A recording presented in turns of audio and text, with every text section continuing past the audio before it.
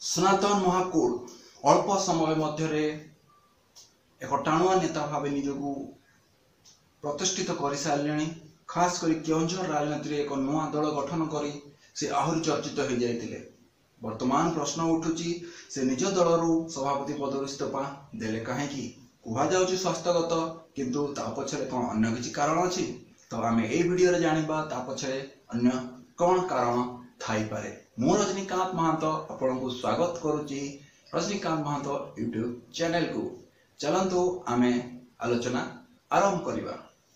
देखंतु जनसम्मति पार्टी गठन करिवार प्रधान कारण थिला कि से जो असुविधार सम्मुखीन होइतिले 2014 रे से असुविधार सम्मुखीन न होंतु ताहा थिला कि दलीय चिन्ह।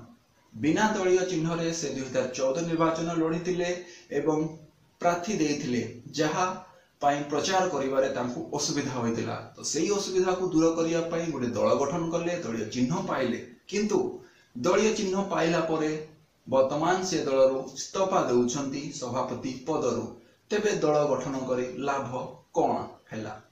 देखंतु आमे वर्तमान प्रथम आलोचना करिबा एही दल रे क्षति काहाकू होउथला। देखंतु वर्तमान केउंझर जिलार समस्त सीट रे केवल चंपुआ सीट को छाड़ी देले सबुथिरे बीजेडी विजय होइतला। ता माने पूरा सीधा टक्कर हेथांता बीजेडी सहित। आउ बीजेडी सहित टक्कर सीधा टक्कर सेठी आउ दुईटी मध्य राजनीतिक दल अछंती जो माने लढिबे बीजेपी आउ कांग्रेस। तो एहा को चतुर्भुज माने मल्टीलैटरल चतुर्कोण युद्ध हेथांता जो थिरे किए भी जीति पारि थांता जहा कि हेई पारे बीजेडी को व्यथित करिथिबो। कारण केउंझर जिले रे बीजेपी रो समर्थन अछि। जदि एई परिया मल्टीलैटरल फाइट हुए हेई पारे बीजेपी को भी मध्य लाभ हेई पारे। तो सीधा सड़क कहबा गले केवल दुईटी दल को ही लाभ प्रदान करिवो एही चतुष्कोण लड़ाई जनसमृद्धि पार्टी आउ बीजेपी।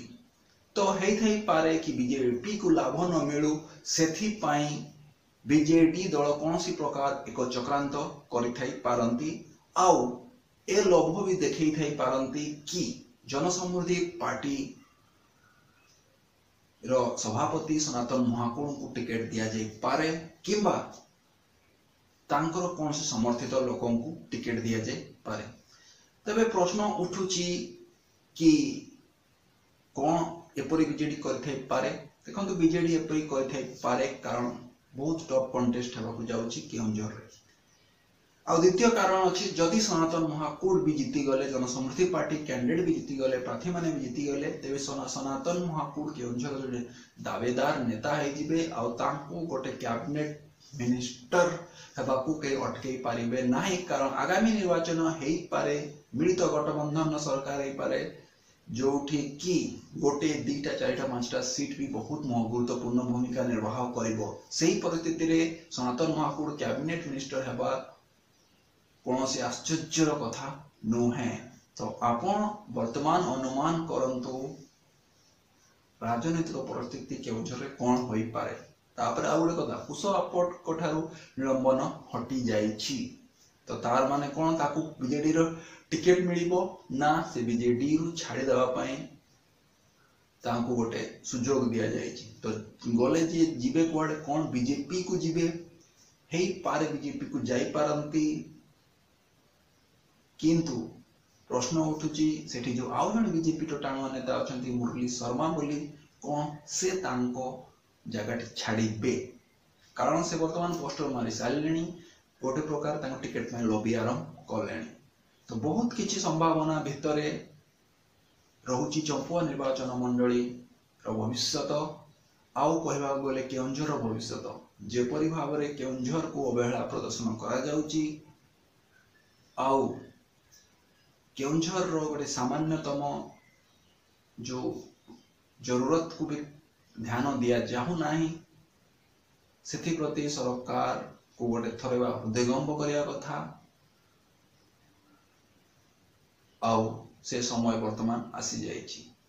आउ सेही समय रे यदि बीजेडी अगेंस्ट रे वोट टी जाउछि हेले बीजेडी पई बहुत बड़ क्षति हबो। तो से ସେହି କ୍ଷତିରୁ ବଞ୍ଚିବା ପାଇଁ ହେଇପାରେ କିଛି ପ୍ରକାର ଖିଚିଡ଼ି ତିଆରି ଚାଲିଥିବ। ତ ଆପଣ କ'ଣ ଭାବୁଛନ୍ତି ଏ ଖିଚିଡ଼ି କ'ଣ ହେଉଛି ତା କମେଣ୍ଟ ସେକ୍ସନରେ ଲେଖି ଜଣାଇବେ। ଆଉ ଏତିକି କହି ମୁଁ ବିଦାୟ ନେଉଛି। ଆଉ ଚ୍ୟାନେଲଟିକୁ ସବସ୍କ୍ରାଇବ କରିବାକୁ ଭୁଲିବେନି। ଧନ୍ୟବାଦ।